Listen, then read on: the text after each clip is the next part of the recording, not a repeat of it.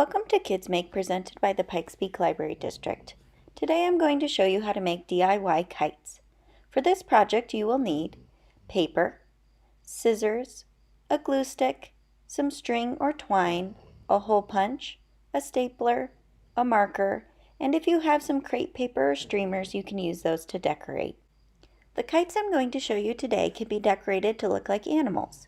Here are some examples of mythical creatures I made inspired by Imagine Your Story, our theme for this year's summer adventure.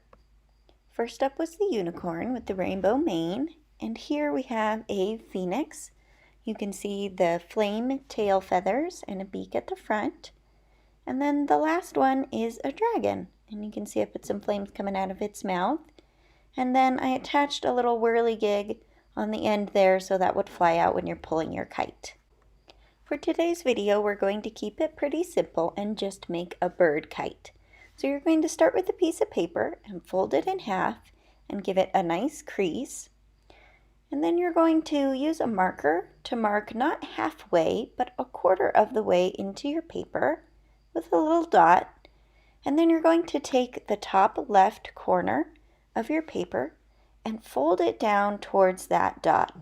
You want to be careful to keep it nice and round, because that's going to create a funnel for the air to go through when you're pulling your kite.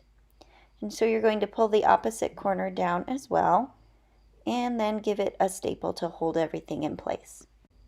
You can see with that one simple step, we've already created the main part of our kite.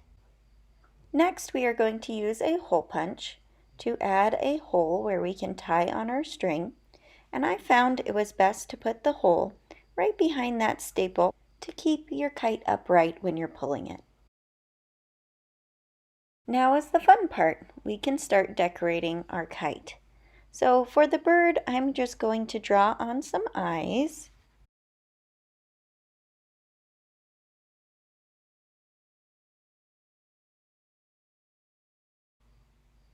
Now I will add a beak using a little triangle of paper and my glue stick. I'm going to put glue on both sides and then slide it down into the front of the kite.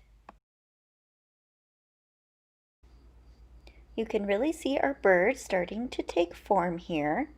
And I'm going to take extra care to make sure that I don't smush the front of my kite, because again, that creates the funnel that's going to make our kite float when we pull it.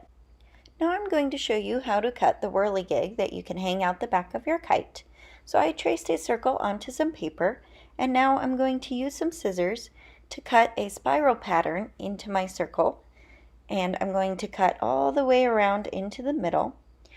And I'm going to use some glue and put glue on both sides of one end of the whirligig and slide that into the opposite end of where we put the beak, so it will stream out behind you when you're running with your kite. This is a place where you could also use crepe paper or streamers to glue into the back of your kite, or you could do long strips of paper, or like you saw with the unicorn, you could make a mane or a tail depending on what animal your kite is going to be.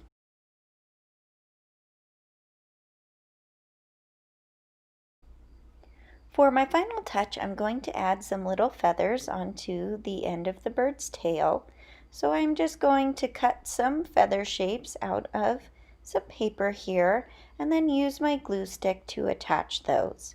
And you can decorate however you want. You can use a marker to draw some details, or if you want to leave it plain, that's just fine too. Now that we're done decorating, all that's left is to add our string.